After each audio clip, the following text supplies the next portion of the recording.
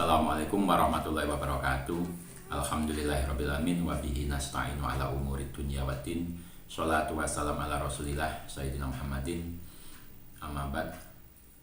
Selamat pagi anak-anakku semua. Semoga kita senantiasa diberi Allah kesehatan, dijadikan anak yang soleh dan soleha. Anak-anakku semua, hari ini kita BTRPAI, kita melanjutkan pertemuan minggu kemarin tentang iman kepada Rasulullah. Kemarin kita iman pada Allah. Sekarang di KT yang baru ini kita membahas tentang iman kepada Rasulullah. Mari sebelum kita belajar, kita berdoa dulu agar diberi kemudahan Allah. A'udzubillahi minasyaitonirrajim. Allahumma inni a'udzubika an adilla au udalla au azilla au uzalla au aqlima au udlama au ajahala au yujahala alayya. Asyhadu an la ilaha illallah wa asyhadu anna Muhammadar Rasulullah. Rabbi shrah li sadri wa yassir li amri wa hlul 'uqdatam min lisani yafqahu qawli. Al-Fatihah. A'udzu billahi minasyaitonir rajim. Bismillahirrahmanirrahim. Alhamdulillahirabbil alamin arrahmanir rahim maliki yaumiddin. Iyyaka na'budu wa iyyaka nasta'in. Ihdinas shiratal mustaqim shiratal ladzina an'amta 'alaihim ghairil maghdubi 'alaihim waladdallin. Amin.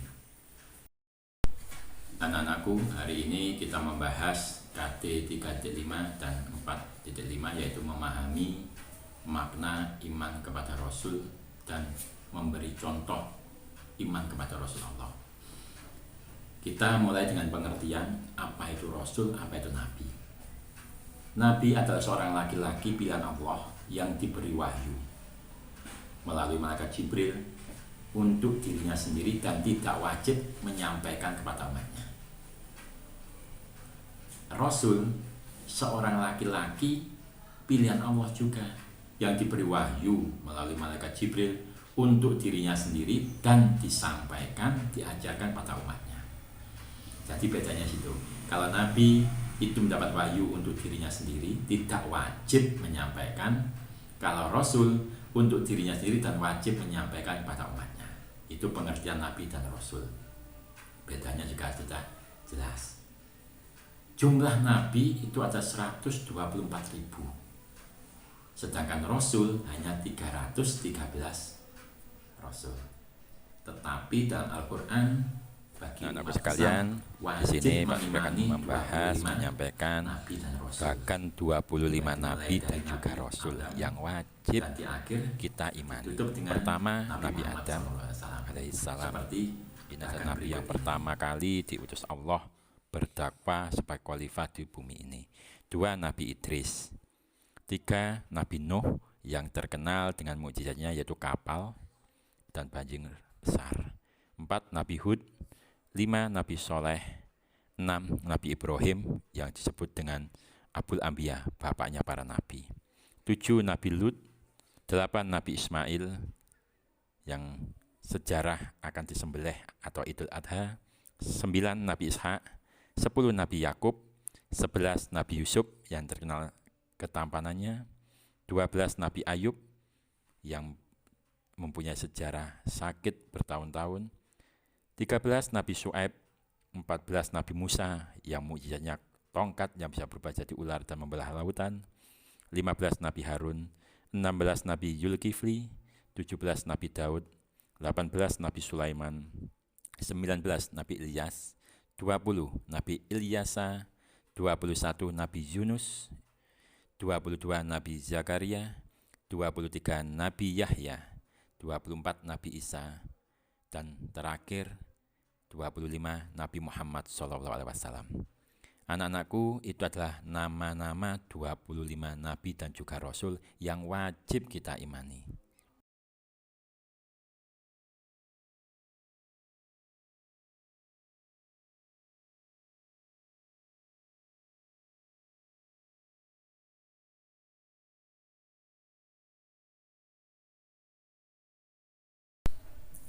Selanjutnya adalah tugas Nabi dan Rasul.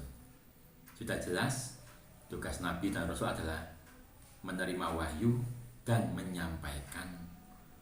Otomatis satu, membimbing, mengajarkan apa yang menjadi perintah dari Allah. 2, memberi pelajaran, membedakan mana yang ma'ruf, mana yang mungkar. Ma'ruf ini yang baik, mungkarnya jelek. Ketiga, memberikan pedoman hidup baik di dunia maupun di akhirat. Jadi Nabi dan Rasul ini betul-betul contoh tauladan, tidak hanya untuk dirinya sendiri tapi untuk manusia yang lain. Dan Nabi Rasul ini mempunyai sifat maksum alias terjaga dari dosa. Sedangkan sifat wajib Nabi dan Rasul ini ada 4, yang Pak Supri singkat di FAST, FAST, fast alias cepat bahasa Inggrisnya. F, fatona, artinya cerdas. Nabi pasti cerdas, pasti pandai. Pandai dalam arti menyampaikan wahyu dalam berdakwah.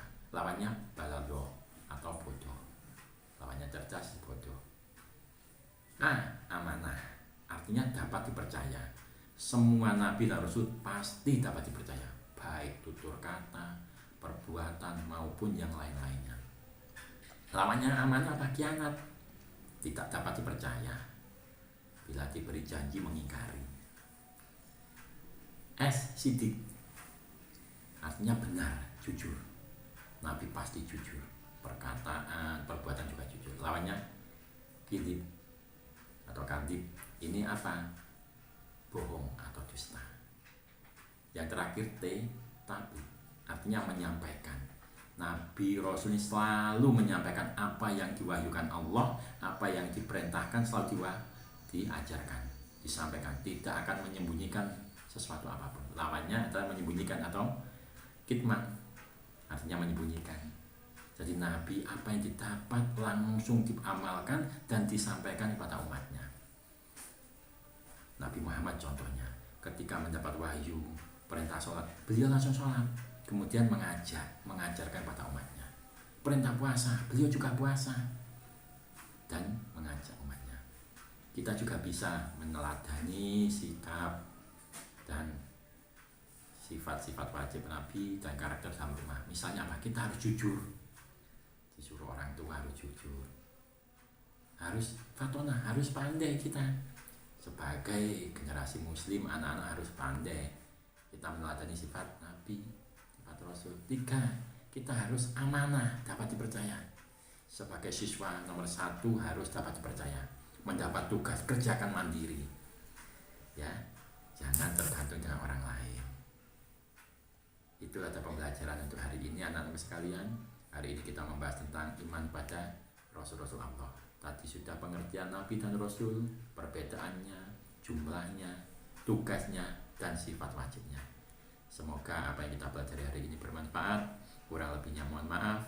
Kita tutup dengan doa kafaratul majelis. Subhanakallahumma wa bihamdika asyhadu an la ilaha illa anta astaghfiruka wa atubu ilaik. Wassalamualaikum warahmatullahi wabarakatuh.